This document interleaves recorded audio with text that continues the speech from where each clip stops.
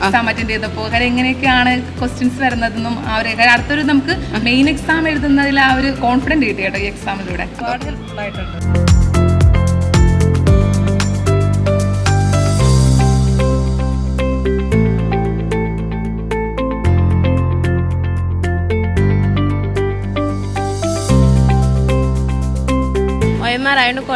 കുഴപ്പമില്ലായിരുന്നു, നന്നായിട്ട് എഴുതാൻ പറ്റി. ശരി, ഓവറോൾ എക്സാം എളുപ്പമായിരുന്നു. ഒരു LP UP എക്സാം എങ്ങനെയാണ് ആ ഒരു സ്റ്റാൻഡേർഡ് തന്നെയാണ് മെയിൻറ്റെയിൻ ചെയ്തത്. ഫിയർ ഇനിയിപ്പോൾ ഉണ്ടാവില്ല എക്സാം എഴുതാനായിട്ട്. എക്സാം നമ്മൾക്ക് അറ്റൻഡ് ചെയ്യുമ്പോഴാണ് നമ്മൾ എന്തൊക്കെ പഠിച്ചു എന്നറിയണത്. കുറേ നെഗറ്റീവും നമ്മളിലുള്ള പോസിറ്റീവൊക്കെ നമുക്ക് തന്നെ മനസ്സിലാക്കാൻ കഴിഞ്ഞു ഈ എക്സാമിലൂടെ. എക്സാം കുഴപ്പമില്ല, നമ്മൾ പഠിച്ചത് കുറച്ചും കൂടിയൊക്കെ ഇനിയും ഇമ്പ്രൂവ് ചെയ്യാണ്ടെന്ന് ഇവിടെ വന്നപ്പോൾ മനസ്സിലായി. ആ ഒരു അഡ്ജസ്റ്റ്മെന്റ് എങ്ങനെ വേണം എന്ന് നമുക്കൊന്ന് ചിന്തിക്കാൻ പറ്റുക, അല്ലെങ്കിൽ നമ്മൾ ആദ്യമായിട്ട് കാണുമ്പോൾ നമുക്ക് കൺഫ്യൂഷൻ അല്ലേ. ഞങ്ങളുടെ ഇപ്പോൾ നിലവിലുള്ള സ്ഥിതി എവിടെയാണെന്ന് നമുക്കിപ്പോൾ തിരിച്ചറിയാൻ കഴിയുന്ന ഒരു ഇതായിരുന്നു.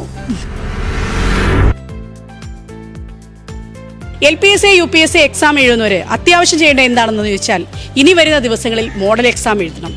അപ്പം നമുക്ക് അടുത്ത മോഡൽ എക്സാം എവിടെ എഴുതാം?